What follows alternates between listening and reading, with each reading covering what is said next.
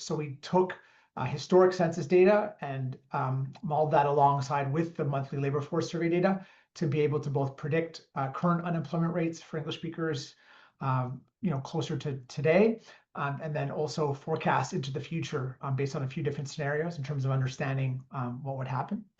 So that's much more advanced methodological work than we've done in the past, which is why we worked with a partner to develop that methodological approach.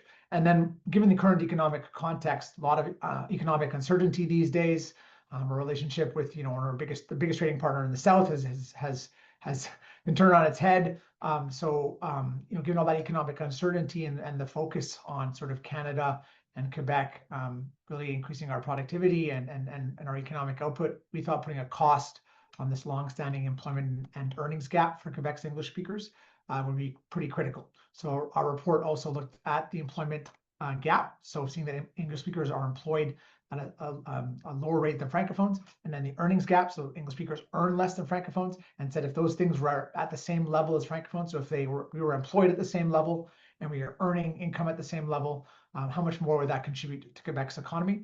And that's where we came up with a $1.5 billion figure in terms of $1.5 billion of added income to Quebec's economy if we were able to close those employment and earnings gaps. Question, absolutely. Closing the employment and earnings gap for us comes down to three things. This is based on the work we've done, but also speaking to English speakers, speaking to professionals in the field, and surveying people in focus groups. And what we hear people identify, number one is French language barriers. So our community is highly educated, increasingly bilingual, but the bilingualism you need to kind of, you go and order a coffee or talk about the Habs or, enjoy day-to-day life in Quebec may not be the same level of bilingualism or French skill that you need to thrive in a workplace and in a professional setting. And we know from a lot of survey data that's happened in recent years that the level of workplaces in which French is the dominant language is quite significant. The majority of workplaces in Quebec, French is still the dominant language. So we know that people have these barriers to language in terms of entering workplaces. And so, that comes often down to confidence, people perhaps self-selecting themselves out of certain jobs, not even applying for jobs that they would be otherwise qualified for because they feel like maybe they don't have the language skills, but also actually missing perhaps some professional vocabulary to really feel confident in specific roles.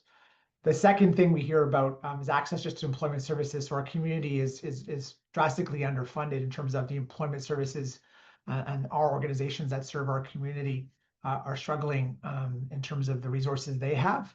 But the Ministry of Employment also has a kind of one-size-fits-all approach that doesn't really take into account our unique reality and the challenges we face. So we think that there should be a targeted and specific approach to English-speaking Quebecers when it relates to their employment, that employment services should be adapted and better funded, and obviously linked with French language training. And then the third and final piece is skills training. So we've got a lot of initiatives sometimes that help people reskill when certain industries close, or we see burgeoning industries perhaps around the green industry or technology as they come into play. And we often see programs that are deployed to help develop the workforce, but those aren't often targeted towards our community, or they're not often offered in English. And therefore we kind of missed out on those opportunities to reskill and train later on in our career. So we think those three things would, if we saw proper investments in those three areas, that we would actually start to be able to close the gap. And the most important thing I would say is, a lot of what happens, there's some good things happening in government, is often siloed in various ministries. And we think for our community, really need kind of a unified approach that marries those three pieces in a strategy and action that would actually be much more efficient and agile to really be able to close the gaps.